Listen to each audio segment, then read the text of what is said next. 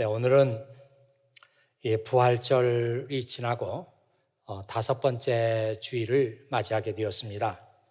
The fifth Sunday of Easter. The fifth Sunday of Easter.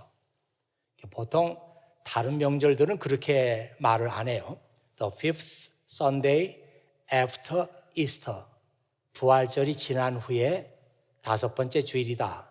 다른 것들은 다 그런 식으로 표현하는데 이 부활절만 The fifth Sunday of Easter 그렇게 말합니다. 부활절 다섯 번째 주일이에요, 오늘이. 이 말은 지금도 부활절이 계속되고 있다는 것입니다. 부활절은 몇 주 전에 지나간 행사인데 그런 게 아니고 부활하신 주님께서는 지금도 우리와 함께 계시고 우리의 삶 속에서 일하시고 앞으로도 부활하신 주님께서는 우리와 함께 계신다. 이런 의미를 담고 있는 것이에요. 어떤 분들에게는 이런 말들이 굉장히 어려운 말이 되고 또 어떤 분들은 아마 이해를 하실 겁니다. 여러분 화면을 한번 보십시오. 이런 말씀을 예수님께서 하셨어요. 내가 떠나는 것이 너희에게 유익하다. 내가 가지 않으면 보혜사가 너희에게 오시지 않을 것이다. 내가 가면 보혜사를 너희에게 보낼 것이다. 진리의 성령은 내 것을 가지고 너희에게 알려주심으로써 나를 영화롭게 하실 것이다. 진리의 성령이신 보혜사께서 너희에게 오시면 내가 너희에게 말한 모든 것을 생각나게 하실 것이다. 이 말씀을 잘 이해를 해야 어떻게 부활하신 예수님께서 지금도 나와 함께 계시는지 알 수가 있어요. 예수님께서 죽으신 다음에 우리에게 보혜사 성령을 보내주셨습니다. 그분은 스피릿이에요. 이 성령께서 하시는 일은 예수님께서 하신 것들을 다 생각나게 하시고 또 예수님의 말씀을 우리에게 전해주시는 그런 사역을 성령께서 하시는 거예요. 예수님께서는 지금 여기 계시지 않지만 사실은 보혜사 성령님을 통해서 우리와 함께 계시는 겁니다. 그래서 계속해서 예수님의 생각을 하게 하고 예수님의 말씀을 우리에게 전해주는 거예요. 그런 의미에서 이 부활절 다섯 번째 주일이 됐지만 오늘 우리는 여전히 부활하신 예수님과 함께 있는 것입니다. 오늘 말씀은 부활하신 예수님께서 그의 7 제자들을 만나 주신 말씀이에요. 오늘 말씀의 배경이 갈릴리 호수 또는 갈릴리 바다인 것을 봐서 이 7 제자들은 아마도 갈릴리 바다에서 어부 생활을 했던 그 어부들일 것이다. 그런 생각을 자연스럽게 우리가 하게 됩니다. 그런데 신기하게도 여기에 5 사람의 이름은 나와 있어요. 베드로, 도마, 나다나엘, 야고보, 요한. 그런데 2 사람의 이름은 나오지 않습니다. 그래서 제가 도대체 2 사람이 누굴까 이렇게 생각해 봤는데 확실한 것은 안드레, 베드로의 동생이죠. 안드레가 아마 그 이름이 밝혀지지 않는 2 제자 중에 한 사람일 것이다. 베드로의 동생이기도 하고 그도 어부였고 베드로가 거기 있는데 안드레가 없을 이유가 없어요. 그런데 나머지 한 사람은 정말 누군지 미스터리로 남아 있습니다. 왜 또 안드레 이름은 감췄는지 우리가 알 수는 없지만 그러나 5 사람의 이름은 나와 있고 2 사람의 이름은 나와 있지 않아요. 그 중에 한 사람은 안드레가 거의 확실하다 이런 생각이 듭니다. 예수님은 이 제자들과 같이 식사를 하셨습니다. 이 누가가 기록한 복음서에 보면은 제자들이 예수님께 그때 구운 생선 한 토막을 드렸는데 예수님께서는 제자들이 다 보는 앞에서 그 구운 생선을 드셨다고 그렇게 나와 있습니다. 누가복음 24장 42절, 43절에 그 말씀이 나와 있어요. 이 제자들은 처음에 예수님을 이렇게 봤을 때 유령인가 그렇게 생각했다고 했어요. 그런데 예수님께서 그들이 보는 앞에서 생선도 드시고 식사를 하는 걸 보면서 아, 이분이 부활하신 예수님이 맞구나, 그렇게 확신했다고 합니다. 오늘 요한복음 말씀 보더라도 제자들과 같이 식사를 하면서 그분이 예수님인 것이 너무나 확실했기 때문에 7 사람들 가운데 그 누구도 예수님께 대해서 물어보는 사람이 없었다고 했습니다. 이 말씀이 그 New Living Translation에 보면 이렇게 나와 있어요. None of the disciples dared to ask him. 이 disciple 7 사람들 중에 단 한 사람도 감히 예수님께 dared to ask him, 물어보는 사람이 없었다. Who are you? 당신은 누구십니까? 이렇게 물어보는 사람이 한 사람도 없었다고 했습니다. They knew it was the Lord. 그들은 바로 옆에 계시는 분, 자기들과 함께 식사하시는 분, 이분이 Lord, the Lord, 주님인 것을 알았다. 그렇게 기록했습니다. 요한복음에도 그렇고 누가복음에도 그렇고 이렇게 식사하는 얘기가 나와 있는 것을 보면은 그 당시에 예수님의 부활에 대해서 잘못된 주장을 하는 사람들이 많이 있었구나 하는 것을 알 수 있습니다. 예수님은 육체적으로는 부활한 것이 아니고 영적으로 부활한 것이다, 그런 주장을 하는 사람들이 있었어요. 그런 사람들은 지금도 있습니다. 예수님은 육체로 부활한 것이 아니고 영적으로 부활한 것이다. 그런데 누가나 요한은 무슨 소리입니까? 부활하신 예수님께서 우리와 같이 식사를 하셨습니다. 만일 그분이 영, 스피릿이라면 그분이 어떻게 우리하고 식사를 같이 할 수가 있겠습니까? 그렇게 하면서 이 부활에 대한 잘못된 주장에 대해서 아주 쐐기를 박는 그런 말씀이 오늘 말씀이에요.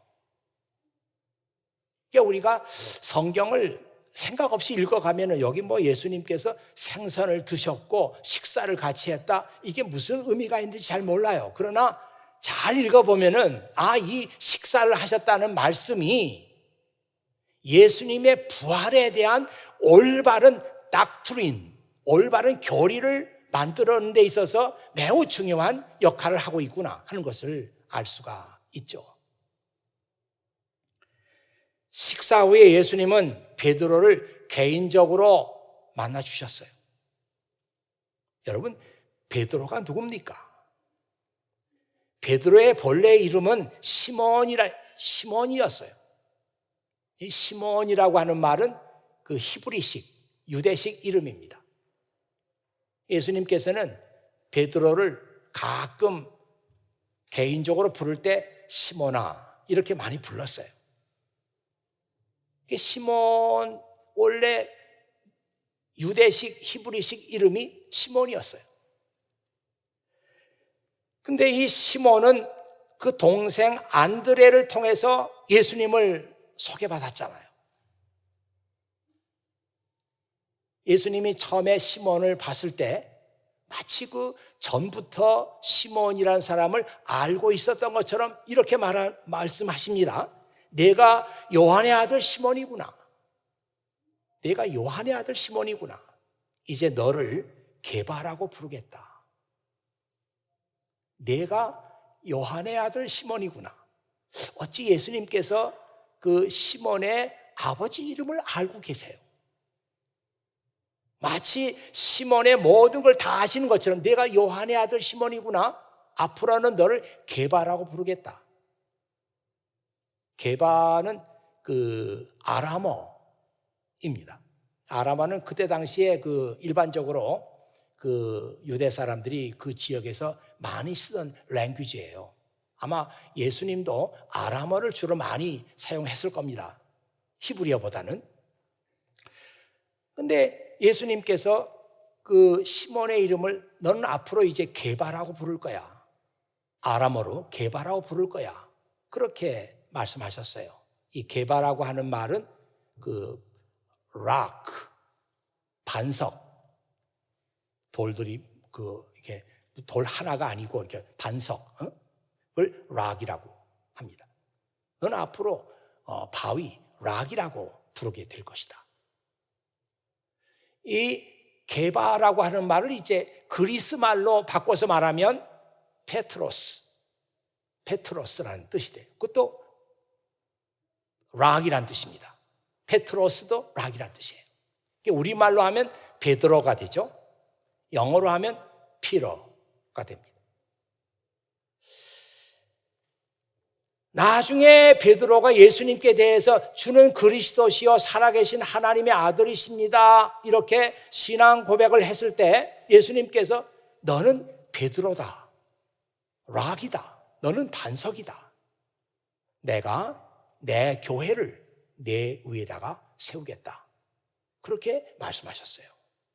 이런 말씀들을 보면은 이 베드로의 위상이 12제자 가운데서 얼마나 높았는가 하는 것을 알 수 있습니다. 다른 제자하고 확실하게 차별이 되잖아요. 내가 내 위에다가 내 교회를 세우겠다, 그렇게 약속을 하셨습니다.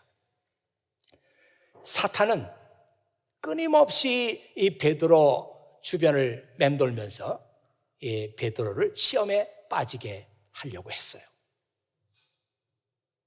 사탄은 바보가 아닙니다.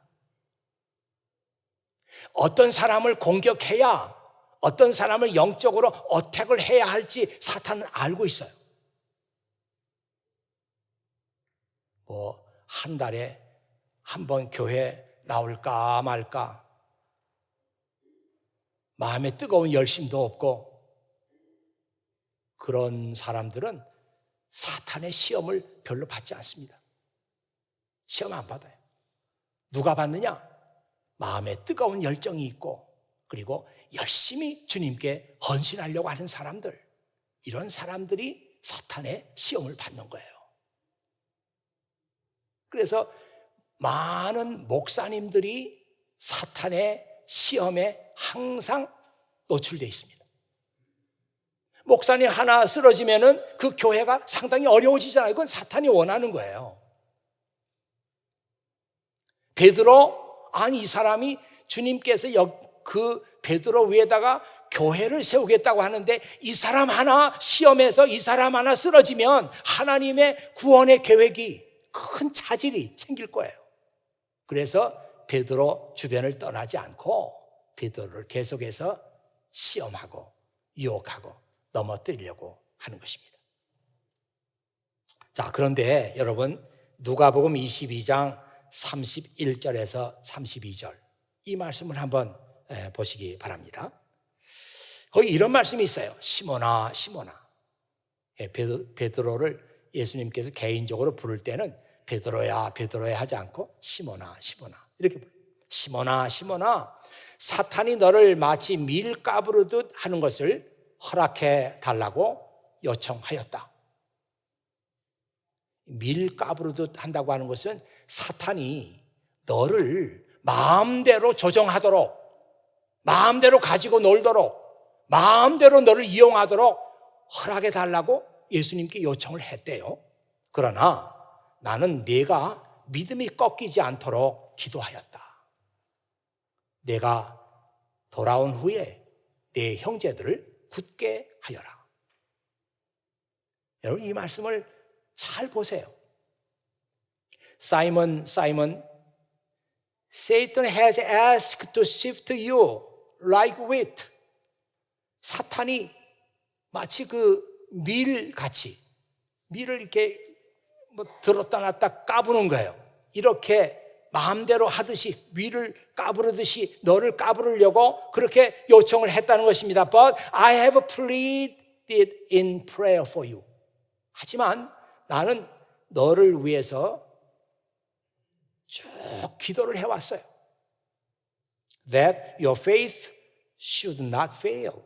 너의 믿음이 약해지지 않도록, 너의 믿음이 꺾이지 않도록 너를 위해서 쭉 기도해 왔다.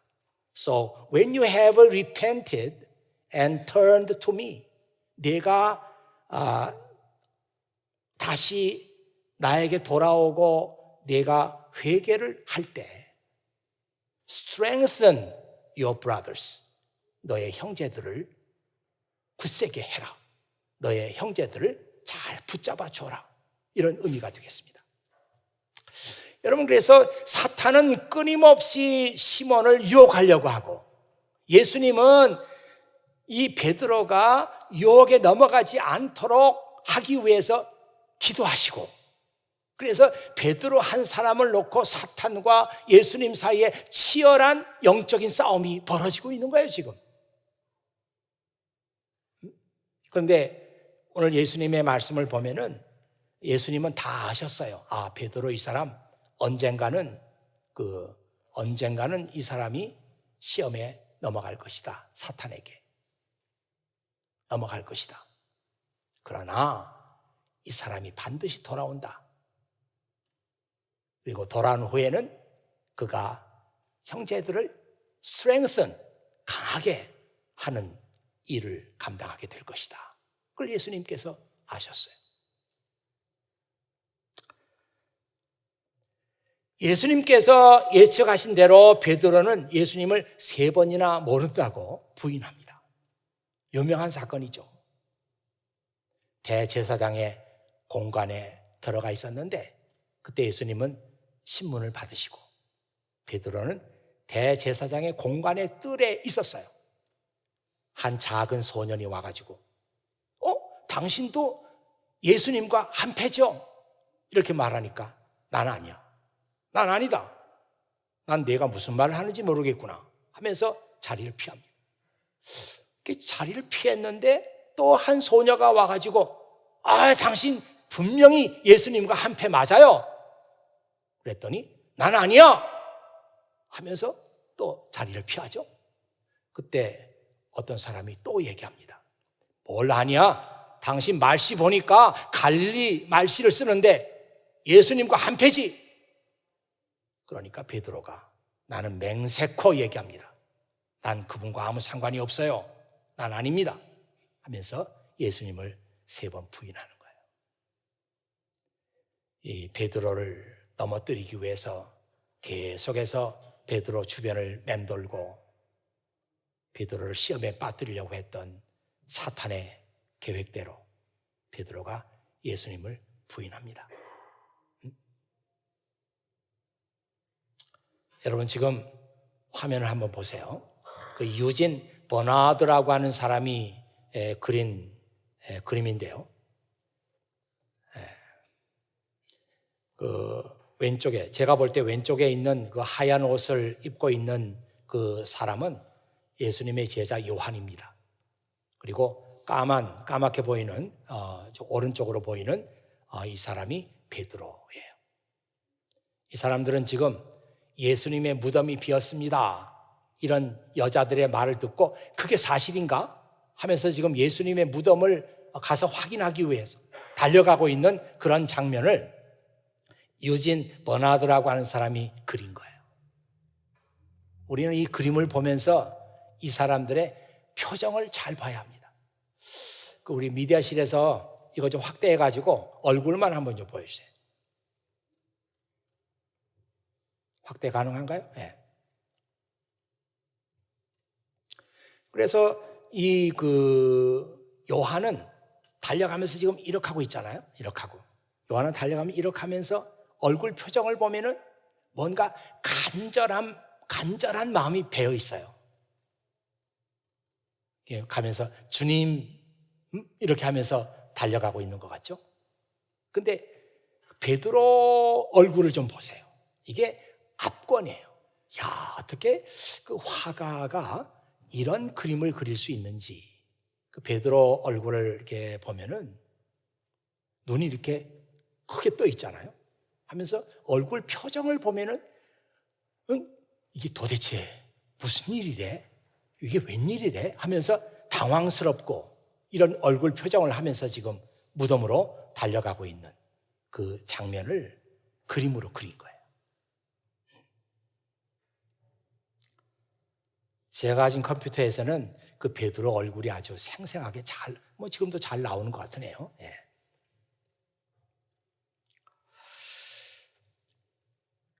이 베드로를 예수님께서 다시 만나 주셨어요. 나는 세상에 어떤 일이 있어도 예수님을 위해서 죽을 준비가 되어 있습니다. 다른 사람이 예수님을 떠난다고 해도 저는 예수님 떠나지 않습니다. 이렇게 큰 소리 쳤던 베드로. 그러나 예수님을 3번씩이나 모른다고 사탄의 시험을 받아가지고 부인했던 그 베드로를 예수님께서 만나 주셨어요. 예수님께서 처음으로 베드로에게 말을 거십니다. 요한의 아들 시몬아, 네가 나를 사랑하느냐? 예수님은 다른 말씀 일체 하지 않았어요. 그를 정죄하거나 그를 비난하거나 아무 얘기도 안 하시고, 요한의 아들 시몬아, 네가 나를 사랑하느냐? 그것만 물으셨어요. 저는 이 말씀 읽으면서 적어도 여기에 2가지 중요한 문제가 있다. 왜 예수님께서는 그냥 시몬아 혹은 베드로 이렇게 부르지 않고 요한의 아들 시몬아 이렇게 부르셨을까 하는 것입니다. 왜 아버지의 이름을 같이 이렇게 불렀냐 하는 것이에요. 요한의 아들 시몬이라고 하는 말 속에는 인간 베드로의 연약함이 들어 있습니다. 예수님은 베드로의 연약함을 지적해 주기 위해서 요한의 아들 시몬이라고 말한 거예요. 시몬아, 나는 네가 얼마나 연약한 사람인지 알고 있다. 시몬아, 나는 너도 한 사람의 인간이라고 하는 것을 알고 있다. 바로 그 얘기를 하신 거예요. 요한의 아들 시몬아. 이 예수님의 말씀이 우리에게 위로가 되고 소망이 됩니다. 예수님께서 우리에게 원하시는 사람이 있다면 어떤 사람을 예수님께서 원하실까? 어떤 핍박이 와도, 어떤 뭐가 와도, 박해가 와고 고난이 와도 결코 굽히지 않는 아주 강철 같고 강인한 사람을 예수님께서 원하실까? 아닙니다. 예수님께서 원하는 사람은 때때로 넘어지기도 하고 때때로 실수하기도 하고 때때로 베드로처럼 예수님을 배반하기도 하고, 그렇지만 다시 돌아와서 회개하고 다시 돌아와서 하나님의 은혜를 구하고 다시 돌아와서 용서를 구하는 이 사람을 하나님께서 원하시는 거예요. 여러분 잘 들으세요. 예수님은 이런 사람을 원하는구나. 넘어지지도 않아, 실수하지도 않아, 완벽해. 그런 사람을 원하는 게 아니고 베드로처럼 넘어지고 실수하고 해도 다시 돌아와서 용서를 구하는 사람, 하나님의 은혜를 구하는 사람, 자신의 인간적인 연약함을 알고 있는 사람, 이 사람을 주님께서 원하시는 거예요. 여러분 가운데 다 그런 연약함이 있지 않습니까? 저에게도 그런 연약함이 있지 않습니까? 결코 우리 연약함을 부끄러워할 이유가 없어요. 주님께 용서를 구하면 되고 주님께 가서 은혜를 구하면 되고 우리가 새로운 사람으로 거듭나면 됩니다. 2번째로, 예수님은 베드로 속에 예수님께 대한 사랑이 있는지 이걸 확인하셨어요. 다른 아무것도 예수님께서 문제 삼지 않았어요. 요한의 아들 시몬아, 내가 나를 사랑하느냐? 그것만 확인하셨어요. 왜냐하면 우리 속에 예수님께 대한 사랑이 있느냐 없느냐, 그 사랑이 남아있느냐 아니 사랑이 없느냐, 이것이 중요하기 때문이죠. 아무리 관계가 깨져도 우리 안에 사랑이 있으면 그 관계는 회복될 수가 있습니다. 아무리 지금 내가 예수님을 배반했다, 예수님을 내가 부인했다 그래가지고 용기를 잃어버리고 모든 사역에 대한, 하나님의 일에 대한 그 모든 그 의욕을 다 상실하고 있다고 할지라도 내 속에 예수님께 대한 사랑이 남아있으면 사역에 대한 용기를 회복할 수가 있어요. 그걸 예수님께서 지금 찾으시는 거죠. 그걸 지금 물으시는 거죠. 네 안에 사랑이 있느냐?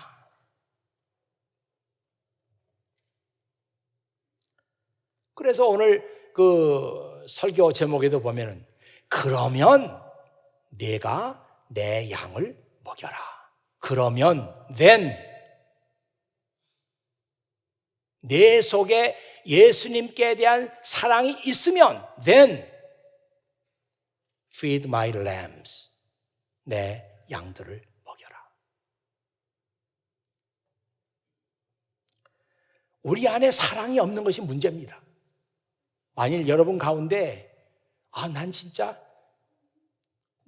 마음속에 예수님께 대한 사랑 차갑게 다 식어버렸고 지금 남은 게 아무것도 없어요. 이게 문제입니다. 그런 사람들은 빨리 사랑의 마음을 회복하도록 다른 거 다 내려놓으세요. 사랑의 마음이 없는 사람이 다른 거 다 내려놓으세요. 그리고 이 사랑을 먼저 회복하세요. 사랑이 없는 사람은 교회 안에서 바리새인이 되는 거예요. 그래서 다른 사람을 감시하고 다른 사람을 정죄하고 다른 사람을 헐뜯고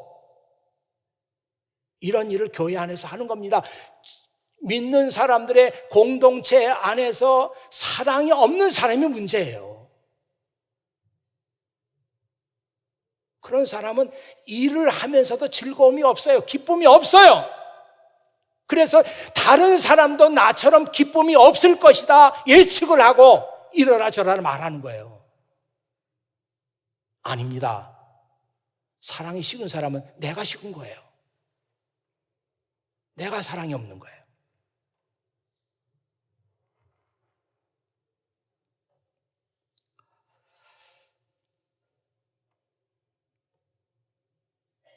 우연히 그렇게 된 것인지 알 수 없지만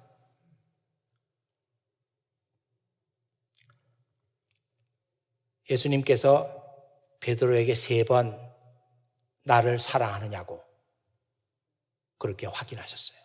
아마 베드로가 3번 예수님을 모른다고 부인했던 것을 염두에 두고 예수님께서 그렇게 물으셨다 이렇게 보입니다.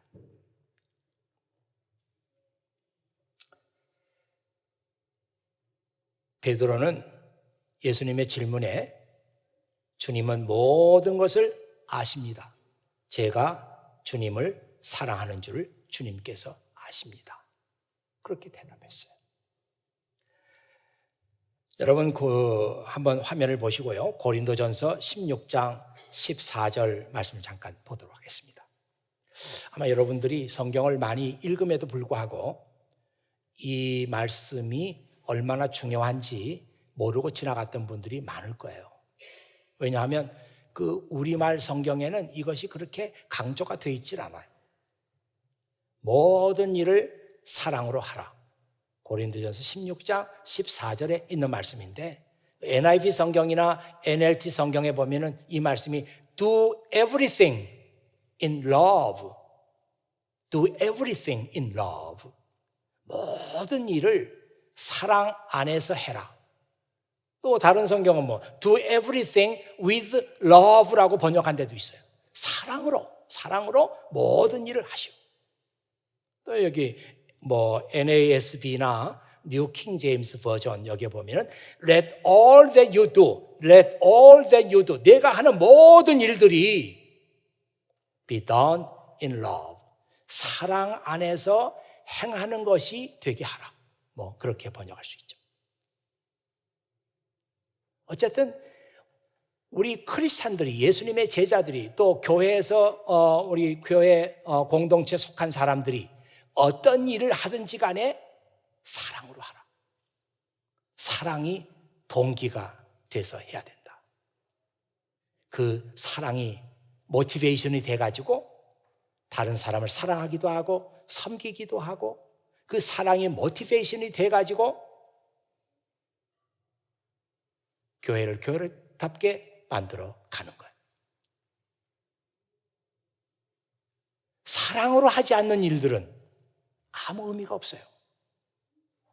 다른 사람들을 힘들게 할 뿐입니다. 그래서 이 베드로에게 그 사랑이 남아있는지 아직 내가 회복될 수 있는지 그걸 확인하신 거예요. 내 안에 사랑이 있다면 나와 깨진 관계도 회복된다. 내 안에 사랑이 있다면 내가 사명감도 다시 갖게 된다. 내가 나를 사랑하느냐? 이 베드로가 3번 네, 제가 주님을 사랑하는 줄을 주님께서 아십니다. 예수님께서 내 양을 먹여라. 그러면 내 양들을 돌보아라. 그러면 내 양들을 먹여라. 그렇게 말씀하셨어요. 시몬아 내가 돌이킨 후에 내 형제를 굳게 하여라. 이 주님의 말씀대로 베드로는 회개한 후에 형제들을 굳게 세우고 교회를 세우는 일에 크게 쓰임을 받았습니다. 누가 승리했습니까? 사탄은 베드로를 어떻게 하든지 간에 넘어뜨리려고 했죠. 예수님은 연약한 베드로를 위해서 계속 기도하셨죠. 누가 승리했습니까? 기도의 힘이 승리했습니다. 베드로가 한 번 실수한 것 같았지만 그는 회개했고 그는 다시 돌아왔고 그는 깨진 관계를 다시 회복했고 사명감도 다시 회복했고 그래서 베드로는 초대 교회를 위해서 크게 쓰임을 받은 거예요. 그 어려움에 빠져있던 초대교회의 그 신자들, 박해가 있고 핍박이 있었을 때 어쩔 줄 몰라 하던 어린 신자들, 그 사람들을 strengthen, 강하게 붙들어주는 그 사역을 베드로가 했던 것입니다. 하나님은 한번 하나님의 자녀로 삼은 사람은 절대로 포기하지 않습니다. 이것이 저와 여러분이 가지고 있는 특권이에요. 내가 예수 그리스도를 믿었다. 그 사실 때문에 하나님은 어떤 경우에도 나를 포기하지 않으신다. 내 안에 사랑이 있는지 확인하시고 그리고 나와의 깨진 관계를 다시 회복하시고 사명감도 다시 불어넣어 주시고 그래서 다시 일으켜 주신다. 여러분 가운데 주님과 깨진 관계 때문에 마음이 어두운 분들 계세요? 야, 내가 몇 년 전까지만 해도 이렇지가 않았는데 지금은 주님과 내가 멀어진 것 같아. 아니, 내가 전에는 이렇게 마음에 뜨거운 열정을 가지고 주님의 교회를 섬기고 이것이 너무나 즐거웠는데 지금은 그런 마음이 다 없어진 것 같아. 여러분, 낙심하지 마세요. 그리고 포기하지 마세요. 베드로를 하나님께서 포기하지 않으셨죠. 여러분 안에 주님께 대한 사랑, 이거 회복하도록 하세요. 이것만 회복되면은 관계도 새로워지고 여러분이 잃어버렸던 사명감도 다시 찾을 수 있습니다. 여러분들이 희망을 가지세요. 낙심하지 마세요. 포기하지 마세요. 주님께서 베드로를 일으켰습니다. 형제와 자매를 스트렝슨, 강하게 붙들어주는 그 엄청난 사역을 베드로에게 감당시키셨어요. 하나님은 저와 여러분도 결코 포기하지 않으십니다. 한 번 넘어졌다고요? 한 번 믿음을 지키지 못했다고요? 낙심하지 마세요. 다시 일어날 수 있습니다. 기도하겠습니다. 아버지 하나님 감사합니다. 오늘 아버지 하나님께서 또 저희들을 사랑하시고 이처럼 귀한 예배 허락하시고 오늘 베드로에게 주셨던 이 말씀을 저희들이 읽게 하시고 우리의 차가운 마음들을 뜨거운 마음으로 바꿔주시고 주님께 대한 사랑도 회복하게 하시고 주님께 깨졌던 관계도 다시 이어갈 수 있도록 도와주시니 아버지 하나님 감사합니다. 이 예배를 통해서 다시 회복되는 사람들이 나타날 수 있도록 아버지 하나님께서 도우시기를 간절히 바라옵고 원합니다. 혹 우리들 가운데 한 번 실수했다고 한 번 넘어졌다고 낙심하는 형제나 자매가 있습니까? 하나님은 절대로 나를 놓지 않으십니다. 하나님께서는 절대로 나를 포기하지 않으십니다. 베드로를 포기하지 않고 일으켰던 주님께서 나도 일으키실 것입니다. 이런 소망과 위로를 받을 수 있도록 아버지 하나님 이 시간 우리 각 사람 위에 우리 성령님의 위로를 더해 주시옵소서. 이 모든 말씀을 우리 구주 예수 그리스도의 이름으로 기도하옵나이다. 아멘.